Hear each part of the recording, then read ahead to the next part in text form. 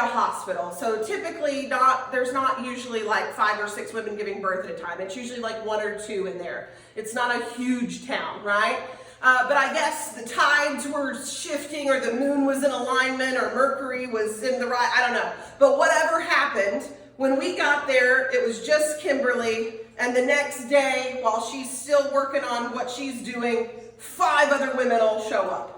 5, which for this town, 6 women giving birth at once is like massive. Like the little nurses, you could see on their faces were like, like they just were in total panic mode.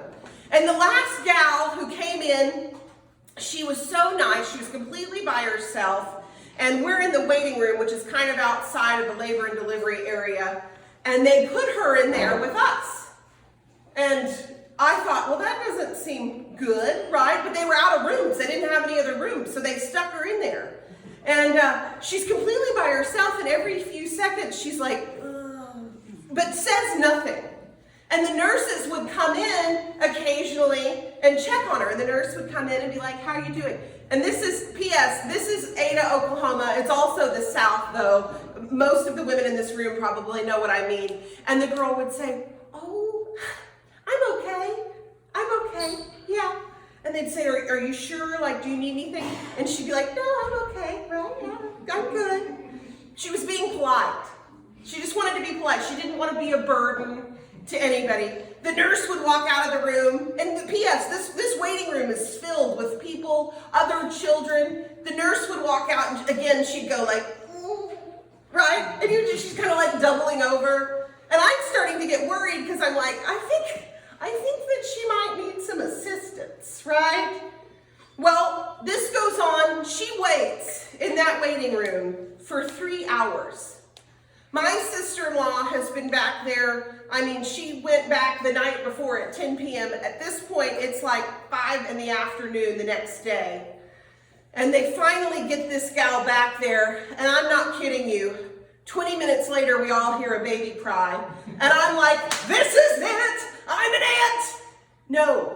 No, I'm not. That sweet girl who had been waiting in the waiting room all those hours, for 3 hours, was the one who gave birth. She got back there and gave birth in like 45 minutes. And it reminded me of the fact that, like, we as women, as people of the South, we have a tendency to be so polite sometimes that we don't actually ask for what it is we need, right? Like, at no time did that girl ever say to the nurse, like, you've got to get me back there for the love of God. Like, she never said any of those things. Like, she just totally maintained composure. And I know that some of you might ask more, but, you know, I think people look at me and they think, well, obviously, Lisi would ask. She's loud and she's in your face. And of course she would say, this is what I need. But I'll tell you the truth, in my own situation, when I was going through the birth of Shepherd and I knew that something was wrong, and I said it a couple of times, but I never forced anybody to listen to me. So make sure that you are asking for what you need. No one can read your mind. No one knows how to get through to you, right? Like, no one knows how to interpret what you're saying.